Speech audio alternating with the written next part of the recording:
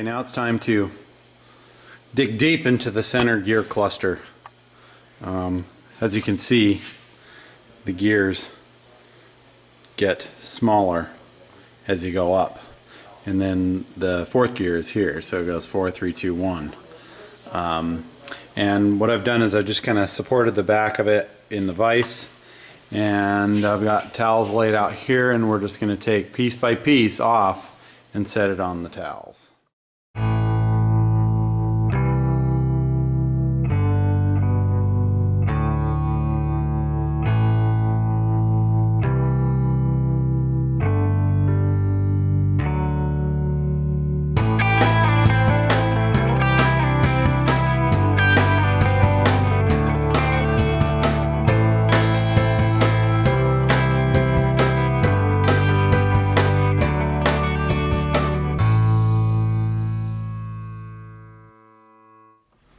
Gotta use the press. Take that clip loose and it'll slide on the splines. This is the reverse gear. This is the speedometer gear that we measured, and it's in the rigged up in the press, you can see. And it's kind of a bummer because some stuff goes one way and some stuff goes the other way. So we're gonna go ahead and press that off of there.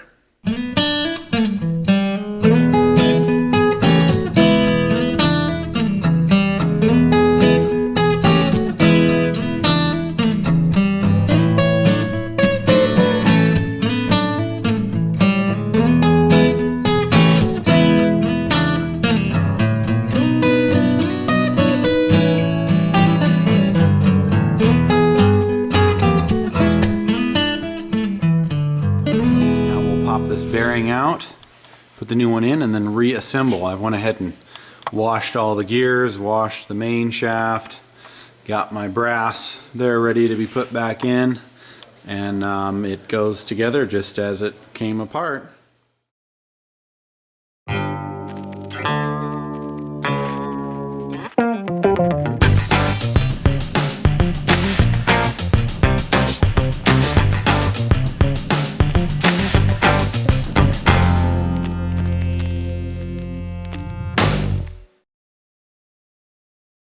Now, after you got all the grease off and clean it up, I always like to put a little bit of assembly lube. Could use the press, but this actually goes in pretty easily.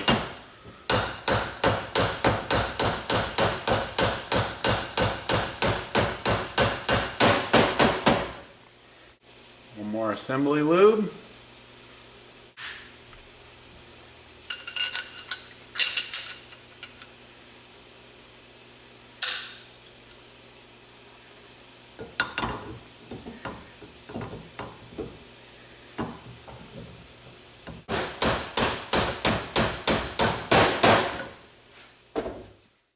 Anytime I wash stuff, I always try and tie wrap it together in kind of the general assembly.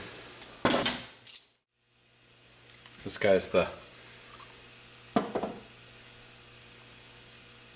biggest gear, so it goes from big down.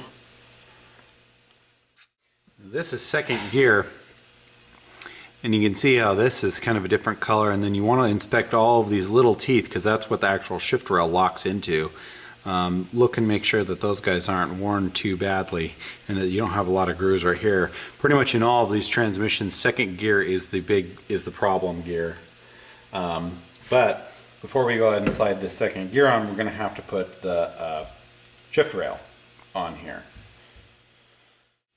So this is first gear, this is second gear, and when you're working on this, it's easy to get confused because you want to think that the gears stack this direction, but this is actually the tail shaft and the gears stack up this way.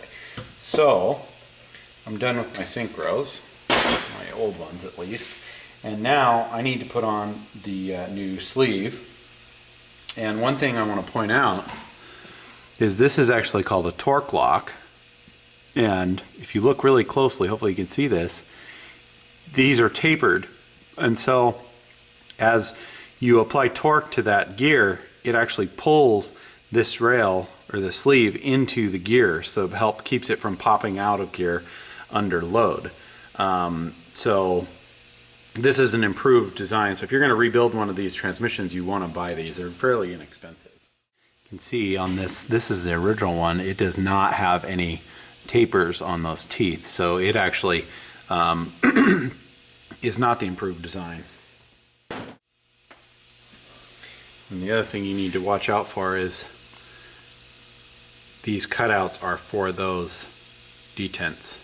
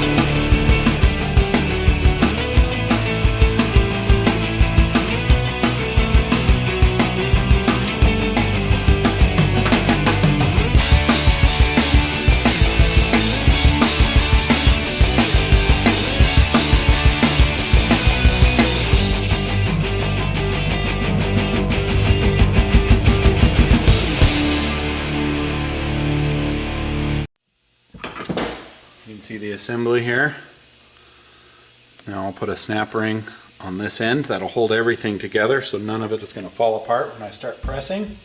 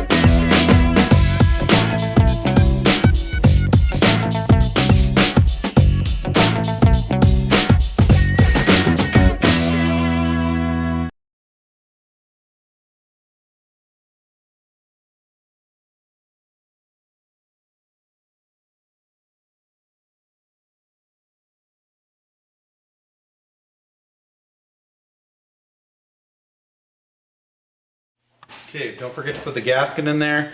We got the bearings in the end of the fourth gear, and the synchronizer is down there. So now I'm going to take the whole entire assembly and slip it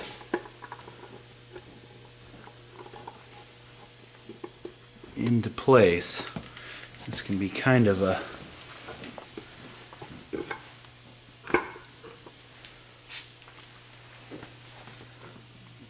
kind of coordinate a lot of stuff here all at once.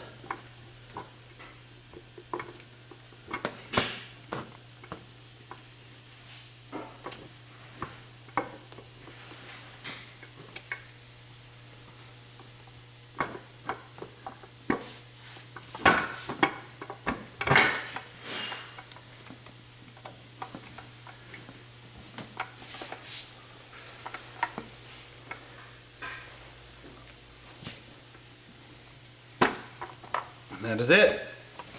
Slip down in there. You just want to make sure that your synchronizers can move and that everything will move freely and that you can shift